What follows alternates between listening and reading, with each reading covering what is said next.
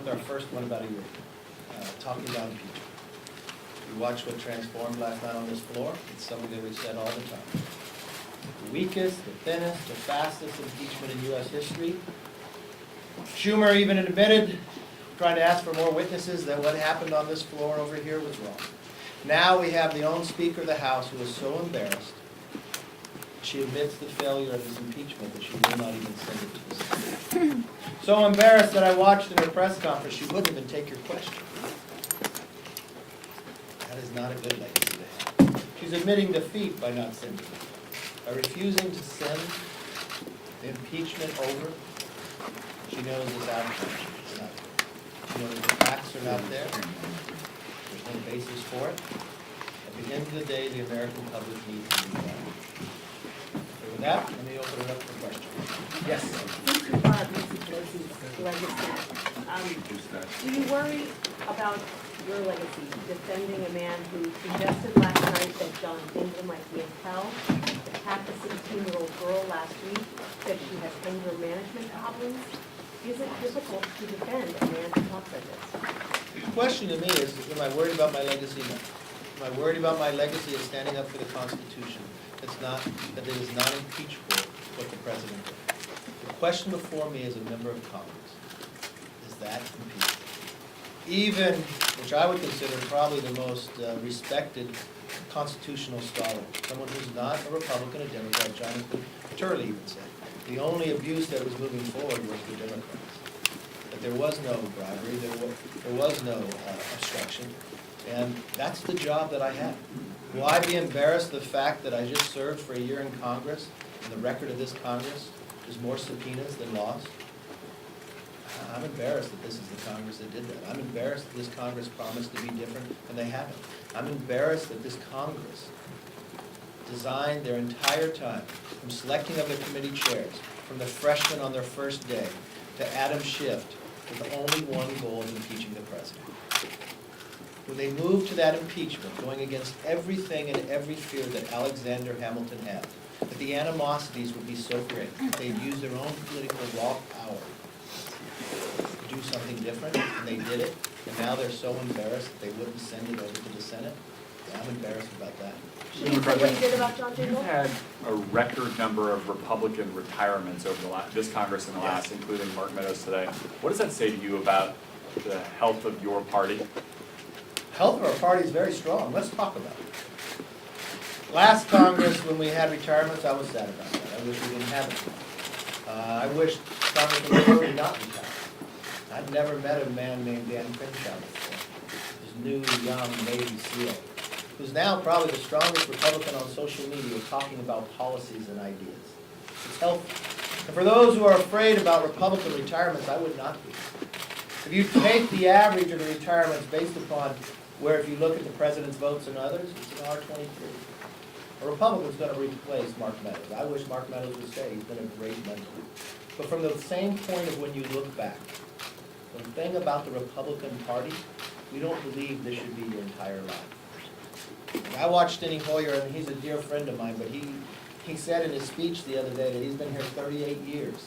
I don't think that's what our founders designed or thought of. And with the Republican Party, we're healthy. We bring new blood in. What's happening with a lot of retirements when you look across, and in 2010, I happened to be the recruitment chair. And remember, in 2010 is when Republicans defeated 63 Democratic incumbents. If you measure us today of where we are as a party on those who are running for office, we have more than 100 more than we had then. We have more women Republicans running for Congress than any time in the history of the Republican Party, veterans and others. So we're stronger than you and I. And if you sit today, I watched Speaker Pelosi said, what she had, a step in her, jump in her, swing in her step. That may be true because her conference is going to be a little lighter and a little smaller, and the Republicans is going to be stronger after today. So if you're asking about the party, you're asking about retirements, Republicans are going to replace. I think the question is, Speaker Pelosi, when she started this impeachment, she promised her own members that the public would be for it. But we found that not to be the case. She promised that they'd be stronger, they're going to be smaller. We're the stronger conference after. just don't find that any of this was healthy in any aspect that you measure. It definitely is not healthy for our government, but it's definitely not healthy for America itself around the world. Yes? Two-part question. If you could respond to an earlier question about can you defend Trump's remarks about delayed John Dingell? But my question would be, this week federal prosecutors revealed that Lev Parnas, Giuliani's indicted associate, received $1 million, came up during his bail hearing. As you know, some of Lev Parnas's money was sent to your committee, you donated it. Can you respond to both the development in the SDNY prosecution, what that means for now the linking of Dmitry Firtash, the oligarch, to Parnas, and what that means for the investigation? I don't know, the investigation will continue to go forward. I thought you were going to refer to, when you said what happened this week, I thought you were going to refer to the judge based upon what happened at the FISA court and the FBI spying on the campaign. That was a great concern to me as well. Question to John Dingell. I knew John Dingell, I knew Debbie Dingell. I served with them both. I think they were very good individuals. I think they served, John served his country very well, very proud. When John passed away, you watched on the floor and you heard my speech on the floor, and contribute to him, and I find him a very strong individual, very bright individual. I think he made a great contribution to America. We may differ philosophically and sometimes in principles, but no, I consider him a friend. Yes. Now that the House has voted on articles of impeachment, what will House Republicans' role, in the Senate be? Are you planning on having some of your members prep the Senate as they prepare for an eventual trial, or what will that look like? We will do anything senators do if they want information. They know we have a lot of members that spend a lot of time on this. But that's up to the Senate and also up to the President and who he wants to represent. But anything that we can be helpful with, we will. Yes, ma'am. Would you consider last night's House Republicans' defeat kind of a failure to the party? A defeat. Well, let me first gauge that. I would feel it was a defeat to the Constitution. That the rise of impeachment would become so low that you didn't read the Constitution to take it. I consider it a defeat in the idea that we didn't hold the same standard that the Speaker asked us to hold in March of this year, at least at that time. That impeachment was so divisive that it'd have to be overwhelming, compelling, and bipartisan. What I watched last night, the only bipartisan vote was against impeachment. A Democrat who's actually running for president voted president. The question you probably wanted to ask was to the Speaker. Unfortunately, she would not take any questions when it came to impeachment. I would think if Nancy Pelosi thought impeachment was so important that she had to put this before the American public, that she wrote a timeline, that she selected committee chairmen based upon in the future, that she spent 2.5 years working on this, the press conference the day after impeachment that she has weekly, I thought she would have welcomed questions about impeachment. Unfortunately, she told you they were Republican talking points and she would not take your questions. I never thought a speaker would act that way. I guess the only thing I could take from that, she's embarrassed of it. She understands how weak it is. And she understands her own criteria was not met, constitutionally was not met. She probably failed on all parts.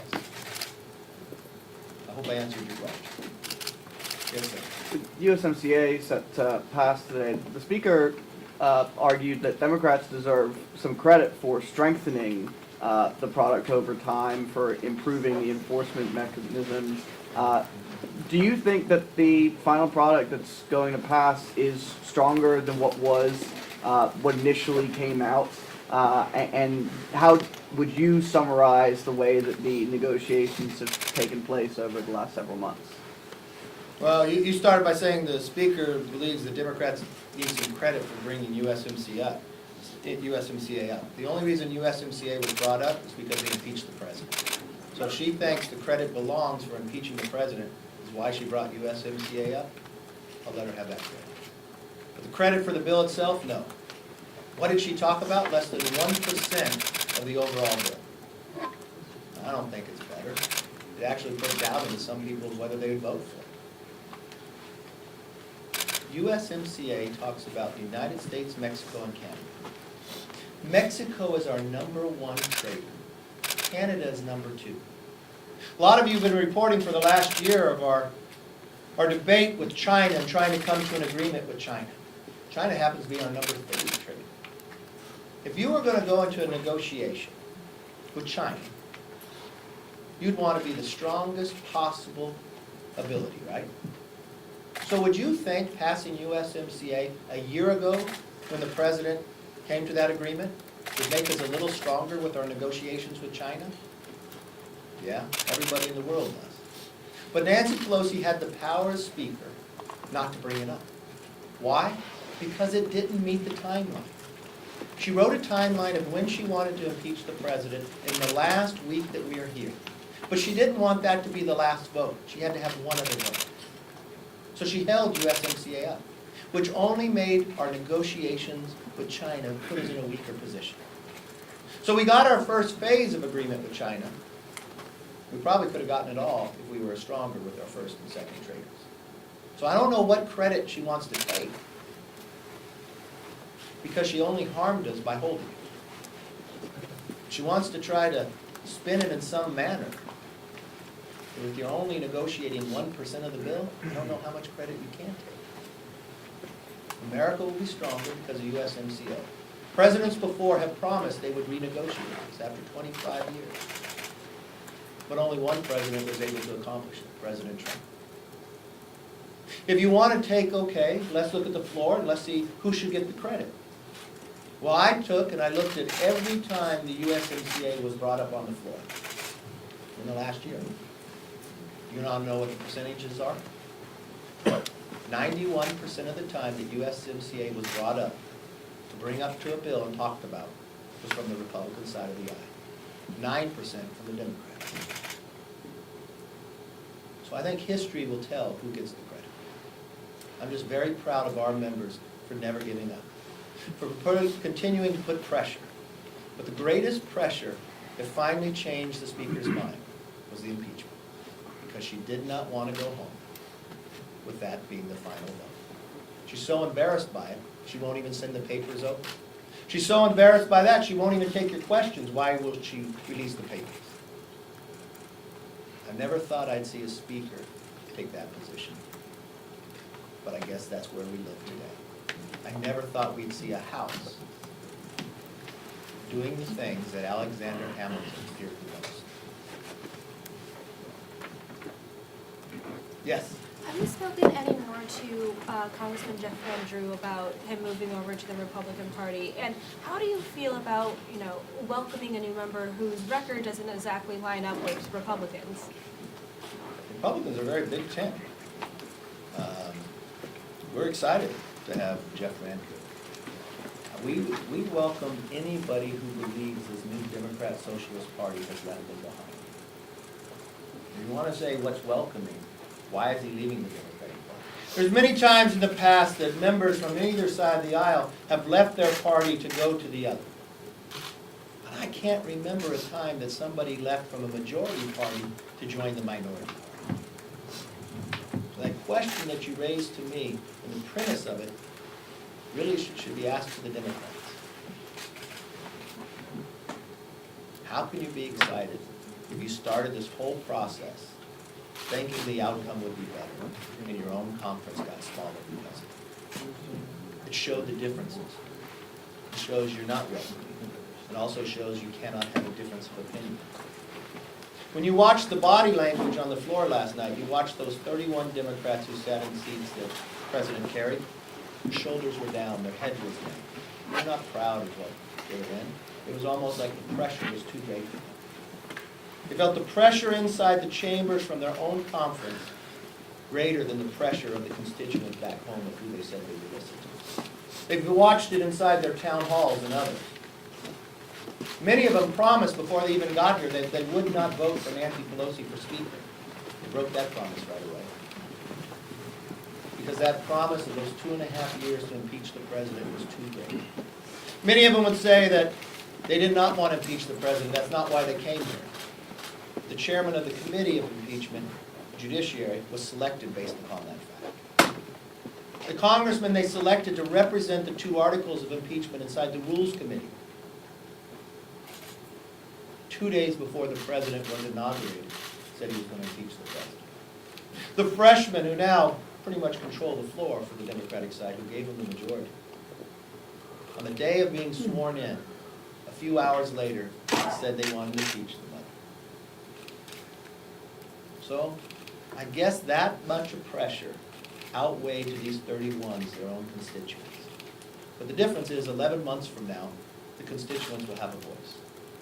For all the frustration I see, this is still the greatest form of government. Because the people have the power. This impeachment vote yesterday was sandwiched in between 2 pretty bipartisan major votes this week, the spending bill, which had both bipartisan opposition and bipartisan support, and USMCA today. The Democrats say that shows that what they have said all along, that they can walk and chew gum at the same time, that they can hold the president accountable while also legislating. Do you think that it shows that there can be some bipartisan cooperation despite all of what has been hanging over Congress over the last several months? There could be a lot of bipartisan support, but let's just take your question. We had bipartisan bills on the floor, a spending bill. When was the spending bill due? How many times did you have to do a continuing resolution before the pressure of Christmas coming, before the pressure of the troops not getting their pay raise? I don't think that's bipartisan. I think that's a failure in their job. Bipartisan, you become a new majority. You promise that you'll be different. They never passed the budget.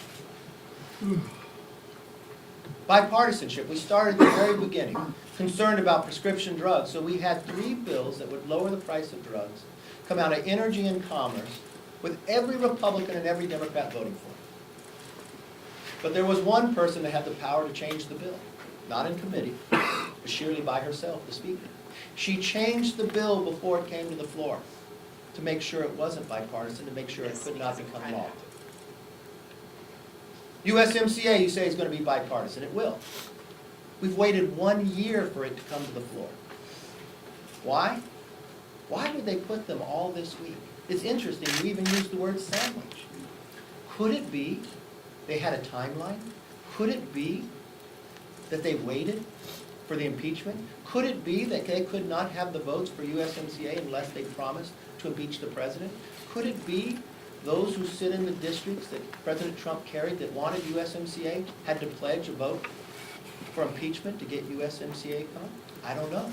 That would be a question for the Speaker, but I guess she doesn't take your questions on certain subjects. It's only the ones that she wants to talk about. It's interesting for an elected official to have that answer. Does the decision to not hand over the articles to the Senate right away, does that have any precedent, or does it raise any constitutional questions to you? I don't think she has the constitutionality to keep them. To me, it's about admitting guilt. But then again, she just makes the rules up as she goes. Remember, we did not use the standards that we used for President Nixon or Clinton. She changed all that. We did not use the standards that the Constitution tells us about impeachment. We changed it for that. We did not use the standards that the Speaker laid out to us in March. She changed it after that. It's an embarrassment. And I don't think the American public will sit back and take it. Thank you for your time. I wish you all a very Merry Christmas. Thank you. Thank you.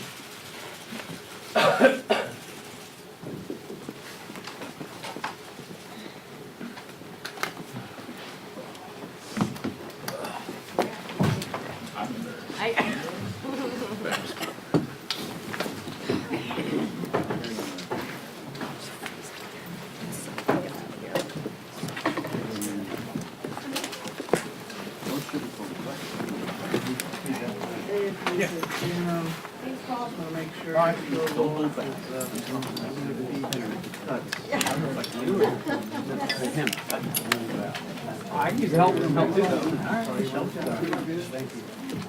I know.